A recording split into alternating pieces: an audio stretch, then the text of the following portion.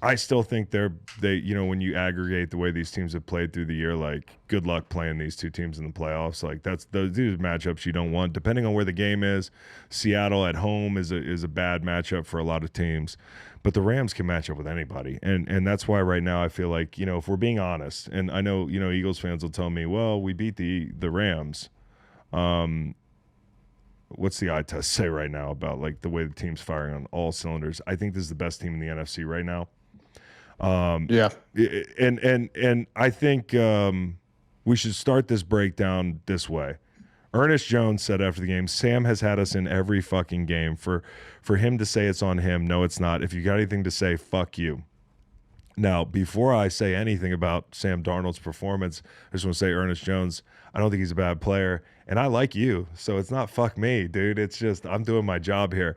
The difference in the two teams that are so similar, and we described it that way, we're kind of like, hey, it's, the one outlier is maybe the special teams because Seattle's special teams is better than the Rams and that sort of thing. And the one thing we're not really talking about enough is the quarterback. And that's not to say Sam Darnold's not a good football player, because I think the fucked up thing about him right now is no matter what he does, other players get a game like that. 4 picks, spectacular. When he does it all the way. You know what I'm saying? Like when Sam is like, I'm going to shit in my pants. Like, I'm just going to go. Like, I'm not even going to like, I'm not going to try to hold it. Like, is that running down my leg? No problem. Like, I want to get it all out. And that's what the game was. And like, listen, Josh Allen just lost to the damn Miami Dolphins last week and looked terrible in the process. And yesterday in a win where they scored like 1 million points. Now, do I think Sam Darnold is Josh Allen? No, but I'm illustrating a point, which is other quarterbacks get like bad performances. Patrick Mahomes played like shit in some spots yesterday. Sam Darnold played like ass yesterday in the biggest spots, threw 4 picks, and they're kicking a 61-yard field goal with a chance to win it. So keep that in mind.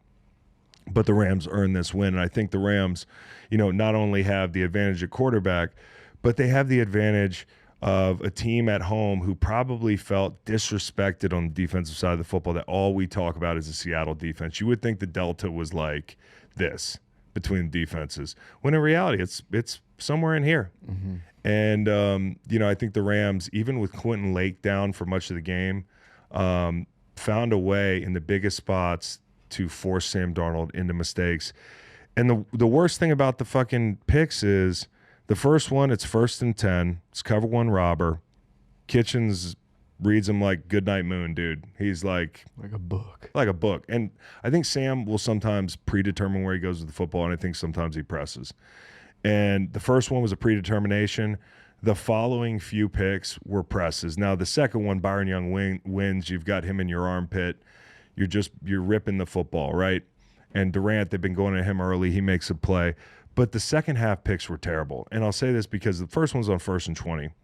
And I don't think he sees the safety, not once. I think he predetermines it.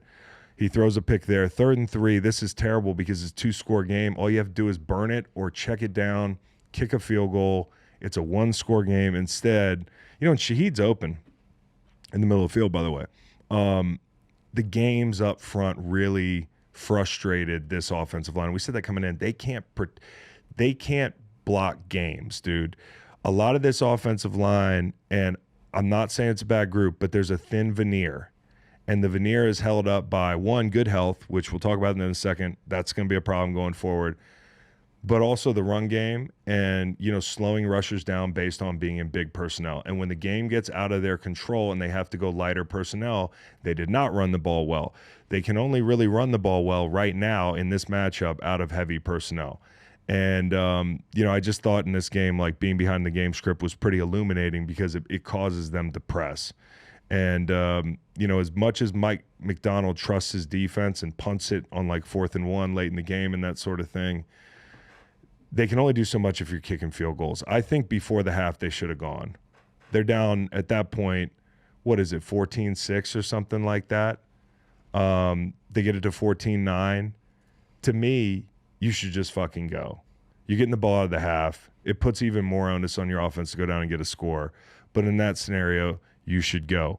I just thought, I just thought this was now you've got Bradford. Okay, Bradford, who hasn't blocked a single second level defender probably all year in the run game. One thing he does well is like a big like double team guy, like big body in there, just the grunt stuff.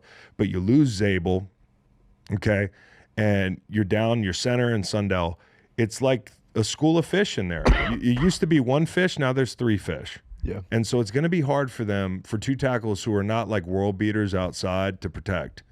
And so that's why I'm worried about, like, and it's not all Sam Darnold's play, but I am worried about, on the heels of a game like this, one, the mental toll it takes on the football team. And you guys know this, when you come back in a building after your quarterback just lays an egg like that, and your quarterback's Sam Darnold, is there any doubt? I know what Ernest Jones said, but is there like an internal doubt where it's like, damn, this is what's going to happen in a big game? And for Sam, does it creep into his head? And does this stuff up front start to compound? You got to get healthy up front. I don't know what's going on with Gray Zabel. What's the deal with him?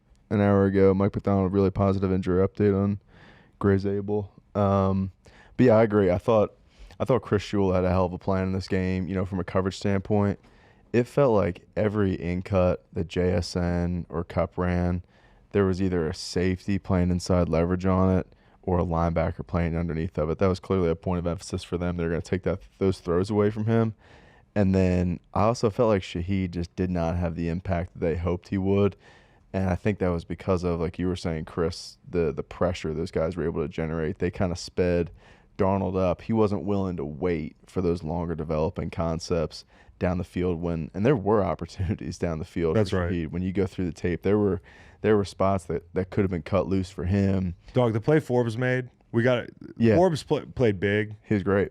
But that go ball in the red zone, like, that changes the game. Awesome play. Yeah, great play. He does a great job. A little bit underthrown, maybe. He does a great job with running with verticals. You know, with the length and the speed he has. Being a higher cut guy, he can get caught a little bit in transition with, like, in breaking or out breaking routes, intermediate level. But anything vertical, he can blanket those. So, and I also thought the Rams rushing defense did a great job too, especially versus outside zone.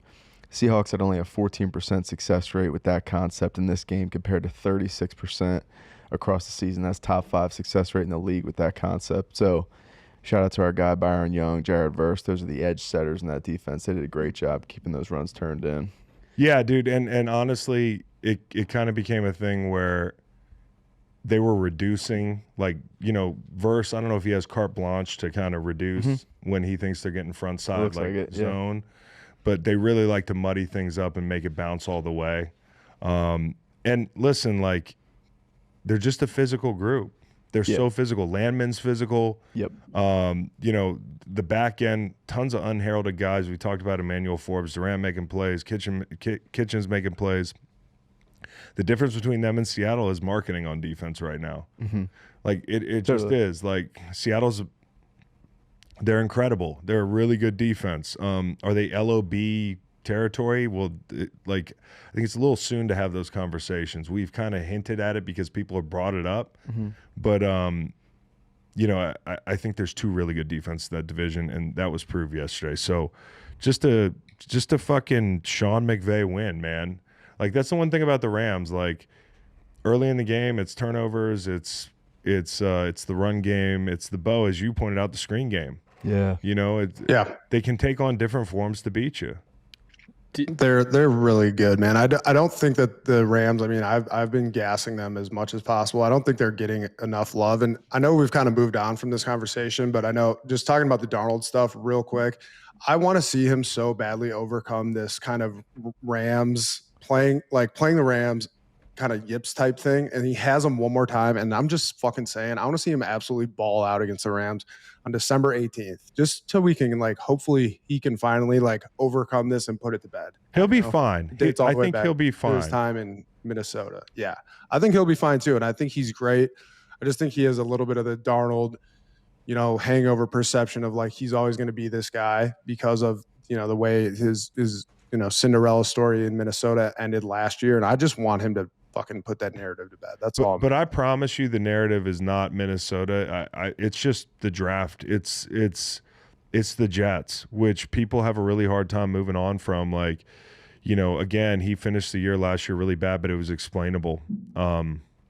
And what if I'm the Seahawks and, Schneider's done a great job of building this roster, but like I thought at the deadline going out and getting a guard would have made them a really bulletproof unit. Now you really wish you had, because I don't know what's going on with Gray Zabel. Hopefully it's nothing. But they have injuries inside. So that's what worries me about Sam Darnold's future. I think he's a good player. I think he'll stay that way if you protect him. Speaking of that Week 18 or Week 16 matchup on the 18th, did this game give you much confidence in one team or the other for that game? I think if I'm Seattle, I'm coming out of it and saying, dude, our quarterback threw 4 picks on the road, and we almost won. Like, we got the ball, and this is another thing. Shout out to the Rams special teams, who have been much maligned this year, punting the ball at the end of the game. And by the way, the Seahawks had shitty field position throughout the whole game. I told you to look that up. I'm sure you got stats on it. 25th. They started their own 25. Yeah. But 4 times they were inside the 10. Yeah, and those starts make all the difference in the game, especially when it's a field goal game. But at the end of the game, how about that? The thing that separates you in a game where we said, hey, the Seahawks special team's so good. Rams, not so good this year. The most perfect coffin corner punt I've seen all season. Half-yard line. That game comes down to a kick.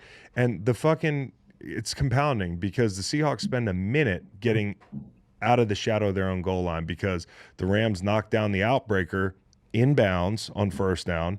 And then it's just like a fire drill, man. And so, like, Rams defense, Rams special teams, Rams offense didn't have to get going. Right. Which makes them a complete football team. And that 20 yards on that coffin corner punt is pretty much the difference in the game. Because they started the 1 and then they missed the field goal to end. If they started the 15, it's a chip shot. Yep.